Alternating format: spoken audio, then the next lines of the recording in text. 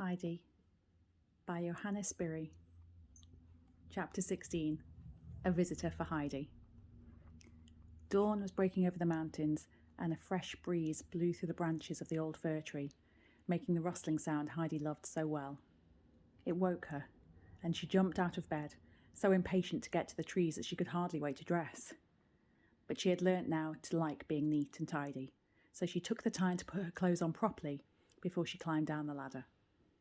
Her grandfather's bed was already empty, but he was outside, looking round as he did every morning to see what kind of day it was going to be. Rosy clouds were floating by in the clear blue morning sky, and the sun was just coming over the tops of the mountains, bringing a wash of gold to the rocky peaks and pastures. "Oh, how beautiful!" exclaimed Heidi as she ran out into it. "Good morning, Grandfather! Isn't everything lovely today?" "What? You're awake already?" he replied. She ran over to the trees and skipped delightedly about under the waving branches, giving an extra little jump with each gust of wind that blew through them. Uncle Alm walked into the stall and milked the goats. Then he washed them and brushed them and brought them outside, ready for their daily journey. As soon as Heidi saw them, she ran and put her arms around their necks and patted them. They bleated a greeting and rubbed their heads against her shoulder as a sign of their affection. They pressed so close she was almost squished between them, but she didn't mind that a bit. Only when the brown goat got too boisterous, she cried, "Really, Dusky, you're almost as bad as Turk." And Dusky immediately drew back. Daisy stood a little aloof, looking as though she hoped no one could accuse her of being like Turk. She was always the more sedate of the two. Peter was whistling as he came up the path, and soon the whole herd appeared, led by Frisky Finch. They immediately bounded up to Heidi, pushing her from one side to the other as they greeted her in their own rowdy fashion. She made her way through them to Snowflake, who, being timid, had not been able to get near Heidi. Peter wanted to talk to Heidi himself, so he gave a particularly piercing whistle, which drove the animals off for the moment. "You might come up with me today," he said to her. "I can't, Peter. My nice people from Frankfurt might come any minute now, and I must be here when they do." "You keep saying that," he grumbled. I shall go on saying it until they arrive," she answered. "I dare say you don't think it's necessary, but how could I not?" "Uncle would be here," he persisted. At that moment, Uncle Alm called loudly from the hut. "What's the delay? Is it the field marshal or his troops?" At that, Peter turned and slashed his stick through the air. The goats recognised the signal and ran off at full tilt to their high pasture, and he followed them. Heidi had brought several new ideas back with her from Frankfurt. She made her bed every morning now, tucking in the clothes so that it looked smooth and trim. Then she tidied up the hut, setting each chair in its proper place and putting everything which might be lying about back in the cupboard. After that she fetched a duster, climbed on a stool and polished the table till it shone.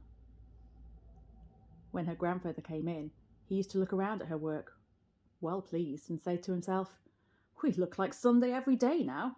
Heidi didn't go away for nothing." They had breakfast together as soon as Peter had gone that day, and then Heidi started the housework. But she did not get on with it very fast. First one thing, then another distracted her. A sunbeam shone straight through the open window and seemed to be calling her to come out.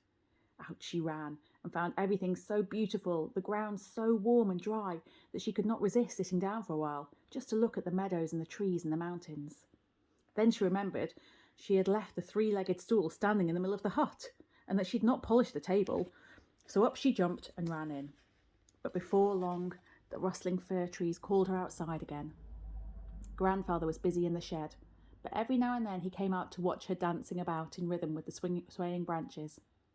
He had just gone in again when he heard her call, "Grandfather, Grandfather, come quickly!" He hurried out, afraid that something must be wrong, and saw her running away from him down the slope.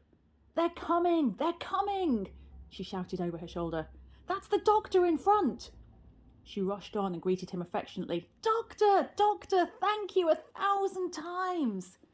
"Bless you, child," cried the doctor. "What are you thanking me for?" "Why, for sending me home to Grandfather." The doctor's face brightened. He had not expected a reception like this. Indeed, he had felt rather gloomy as he climbed the mountain, and had not even noticed the beautiful surroundings. He had imagined that Heidi would scarcely remember him, for she had seen very little of him, and he was sure she would be disappointed to see him instead of her dear friends. But apparently she was overjoyed, for she held his arm tightly and lovingly.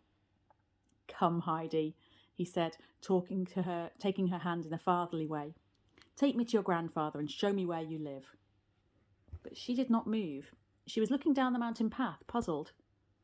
"Where are Clara and Grandmama?" she asked at last. "I'm afraid I'm going to disappoint you, Heidi," he replied. "I've come alone. Clara has been very ill and wasn't fit to travel, and so of course Grandmama stayed with her. But they'll come in the spring, as soon as the days begin to get longer and warmer." Heidi was very upset then, and found it difficult to believe that what she had looked forward to for so long was not going to happen after all. For a minute or two she could not speak, and the doctor gazed in silence about him. Then the pleasure she had felt as she ran to meet him came back to her, and she remembered that he, at least, had come to visit her. She looked up at him and saw the lonely look in his eyes, which she did not remember seeing when she was there in Frankfurt. She could not bear to see anyone unhappy, least of all the good doctor, and thinking his sadness must be because Clara and her grandmother had not been able to accompany him, she tried to comfort him. "Oh, it will soon be spring," she reminded him and herself. "Time goes quickly up here. They'll be able to stay longer then, and Clara will like that. Now, come and see Grandfather." They went towards the hut hand in hand. In her anxiety to chase the shadow from his eyes, she told him again and again how soon summer would come, and almost convinced herself of it, so that when they reached Grandfather, she called out, "They haven't come yet, but they will quite soon." The doctor seemed no stranger to Uncle Elm, for Heidi had talked a great deal with him, and the old man put out his hand and walked and welcomed him warmly. They sat down together on the seat outside, and the doctor made room for Heidi beside him. Sitting there in the September sunshine, he told them how Mr. Seaman had suggested he should come, and that it seemed a good idea because he hadn't been feeling well lately. Then he whispered to Heidi that there was something being brought up the mountain for her, something from Frankfurt, which would give her much more pleasure than he could. This news, of course, excited her curiosity. "I hope you'll spend as many of these beautiful autumn days as you can on the mountain," said Uncle Elm, explaining that unfortunately they could offer him no lodging in the hut, but that there was a good little inn at Dorfley. "There's no need to go all the way back to Raggots," he assured him. "Ours is a simple place, but clean. Then you could come up to us every day, which I know will do you good, and if you'd like it, I will be your guide over any part of the mountains you wish to see." This suited the doctor very well, and he accepted the suggestion with pleasure. The sun by now was overhead, for it was midday, and the fir trees stood motionless. Uncle Elm went indoors and brought out the little table that he placed in front of the seat. "Heidi," he said, "bring out whatever we need. The doctor must take from us as he finds us. Our food is simple, but he will agree that the dining room is fine." "I do indeed," said the doctor, looking down the valley, which was gleaming in the sunlight. "I shall be glad to accept your invitation. Everything will taste extra good up here." Heidi ran back and forth, bringing out everything she could find in the cupboard.